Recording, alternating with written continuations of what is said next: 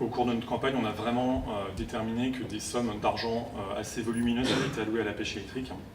Et en fait, pendant de nombreux mois, on n'a pas pu le quantifier parce qu'il y avait vraiment une opacité assez épaisse autour de ce dossier-là. Depuis le mois d'octobre 2017, on a demandé à plusieurs reprises, avec des plaintes ou des lettres, l'accès aux données de subventionnement des Pays-Bas. Finalement, au mois de juin, on a réussi à obtenir, à forcer l'obtention de ces données-là. Et donc aujourd'hui, on est capable de vous quantifier l'argent qui a été transmis à la pêche électrique pour son développement et son soutien. Le chiffre principal, c'est 21,5 millions d'euros qui ont été alloués à la pêche électrique depuis 2007. C'est en opposition totale avec ce que l'industrie néerlandaise avait dit.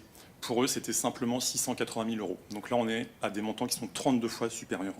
Un chiffre aussi est très intéressant, c'est que 2,7 millions parmi ces 21,5 millions d'euros ont été alloués à une méthode de pêche qui est explicitement interdite, qui est le chalut à panneau, alors que la pêche électrique ne peut être adaptée qu'au chalut à perche.